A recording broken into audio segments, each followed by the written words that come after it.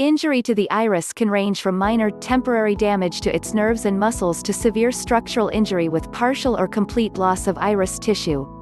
Iris injury frequently results in pupillary abnormalities, and may cause mydriasis, correctopia or polychoria. An abnormal pupil will interfere with the eye's ability to focus light, leading to visual acuity changes and light sensitivity.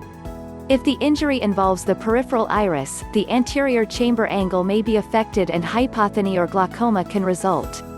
In order to characterize the extent of iris injury, a slit lamp examination should be performed along with gonioscopy, ultrasound biomicropsy (UBM) and/or anterior segment ocular coherence tomography (October).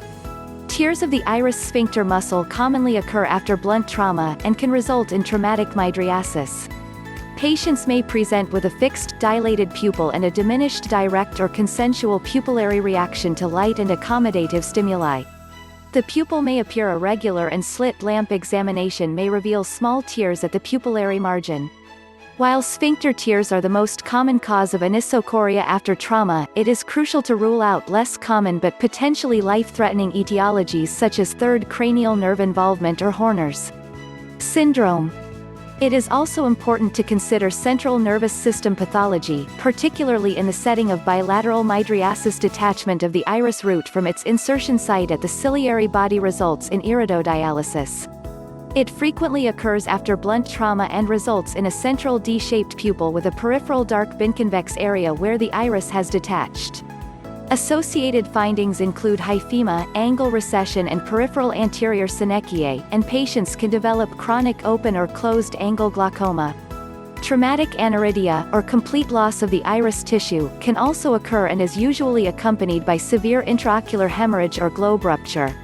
Aniridia rarely occurs after blunt trauma but has been reported in eyes that have previously undergone cataract extraction, with the iris exiting a temporarily reopened surgical wound. The iris disinsertion may also be visible in the anterior chamber angle by gonioscopy.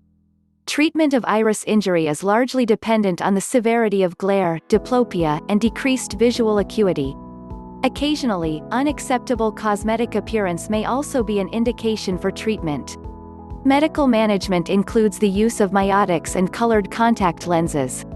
Surgical repair of the iris is indicated when a significant visual disturbance is not correctable with medical management alone, when iris diaphragm support is needed for IOL placement, and rarely, for cosmetic reasons. The FDA approved first silicone prosthetic implantable iris device in 2018, Custom Flex Artificial Iris, Human Optics.